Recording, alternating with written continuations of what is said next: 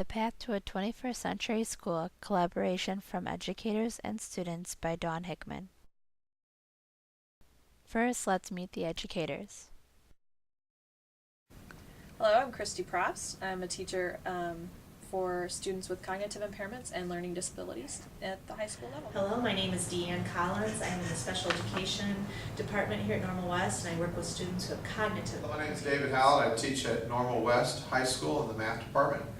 My name is Tim Sennett. I do the same. My name is Kathy Unsby. I'm a social studies teacher. I have freshman level regional world studies courses. My name is Tim Franz. I am a business teacher. I teach accounting, personal finance, and some computer classes like web design. Okay, Angie Cadron, Normal West High School, chemistry teacher. I'm Nora Barty, the Assistive Technology Coordinator for Unit 5 School District. My role is to provide support to teachers and kids, primarily those that have special education needs in the way of technology and how technology can support them in the classroom. What kind of technologies do you use in your classroom? Well, funny that you should ask that. This is just about the extent of it. We have not been given a lot of technology in our classroom. We do have graphing calculators, but this is just about it. No smart boards? No smart boards, nothing. Computer? Only for the teacher to do attendance. Okay. Great. I use a lot of technology in my classroom. Obviously, as a business teacher, I try to use as much as I can. I use smart boards. I use laptops at times for laptop cart. We use the internet quite a bit for different projects. I also use a lot of different software programs. I use Microsoft Office a lot. I use Adobe Suite, which has Adobe Photoshop, and Adobe Dreamweaver, which does web pages, and a couple other Adobe programs like Flash as well. Well, we just got smart boards this year, so use a smart board probably daily. The only time isn't during a performance assessment or something like that, where we don't need to look at it every day, where the students are doing hands-on activities. We use LabQuest from Vernier, which hook up to different probes like temperature probes or other sensors that we use to take data in the labs. I have a website that I keep pretty up to date with student files and things like that they need for the class. And then, Learn 360 simulation videos, and then simulation. What kind of technologies do you wish were available to you at school? I think we should have access to YouTube at school for teachers because they would be able to show us informational videos, and I also think we should be able to use cell phones to do school projects because it would make it more convenient for students. Solid modeling so that we can use our CAD drawings and actually make a prototype of them. I think they should have cell phones. That way, if you have a question, you can just look it up on your cell phone's internet. Why do you feel that technology is so important in the school environment? To keep us up to date with the community at large.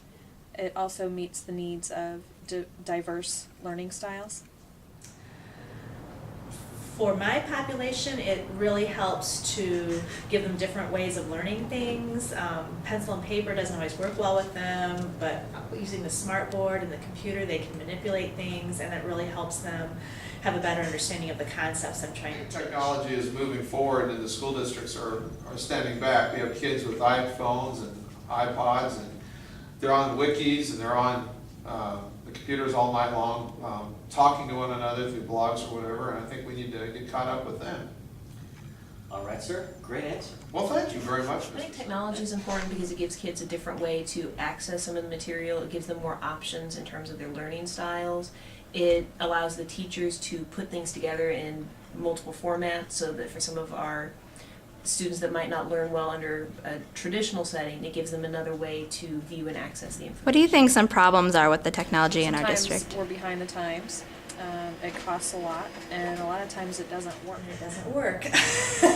That's probably the biggest problem when the computer labs are down or the internet's down, or it just doesn't work the way we're told it's supposed to work, or the directions say it's supposed to work. So if it works the way it's supposed to work, it's usually very good.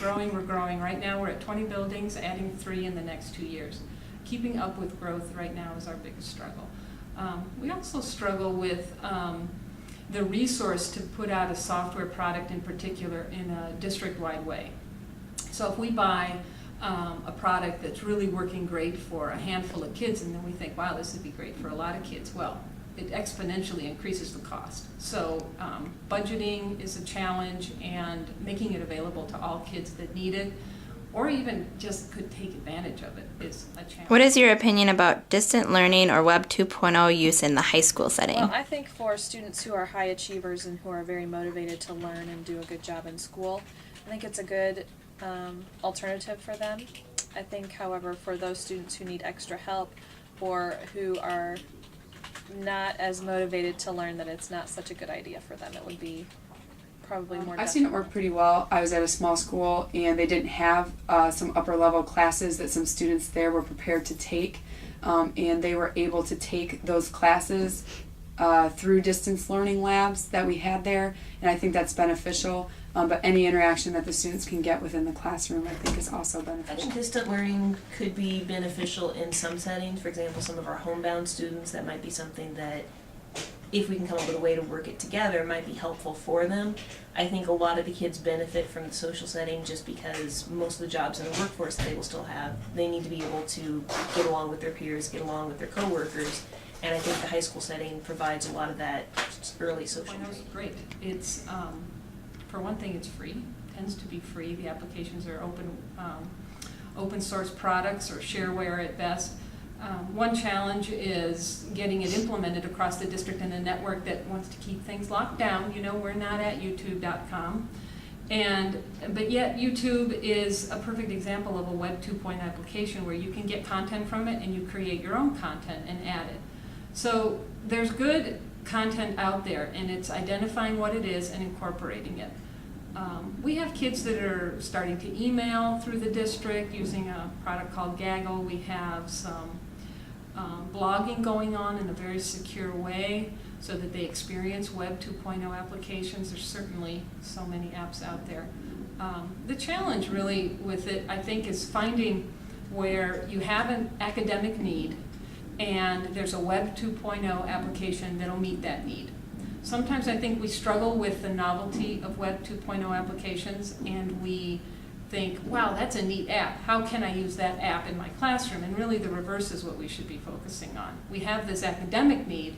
Wow, that could meet the need. You see, there's a difference between trying to design something to take advantage of a software application. I think it needs to be the curriculum and the academic environment drives what we use. Do you think that high schools will ever change to a full distant learning I hope not. environment? I hope that we continue to have the same type of educational structure we have. I know it's not perfect. I know there's a lot of things that we could do better.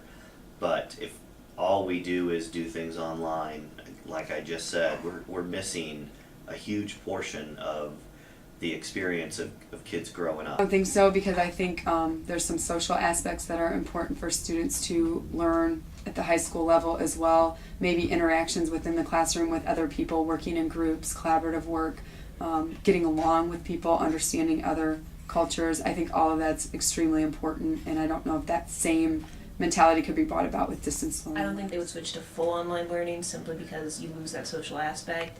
I can see a lot of high schools embracing parts of it, but I can't really see them switching to that There's an completely. awful lot we can learn from just us and a computer. You know, some of the software products that we deploy, like Kurzweil that I mentioned earlier, has an amazing array of tutorials, web-based tutorials, that I can go as a provider and learn how to use it so that I can teach teachers how to use it. Amazing, wouldn't it be, if we could get kids to go out and similarly learn content? So I think it's going to be slow. I think there's support for it. And I would imagine in 20 years things will look a lot different, and that question won't seem quite so. Oh. Do you think that high schools will ever change to a full distant learning environment? I don't think learning will ever be just online because students aren't willing to push themselves to learn, and they won't have a teacher that is trying to push them and make them learn, because when they're by themselves, they will not excel to learn.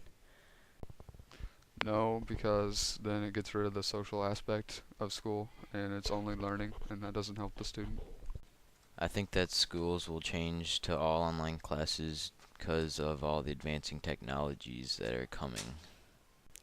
I'd say yes, because it would cut down on funding, and that way the city would have a lot more money to do things that they wanted to do.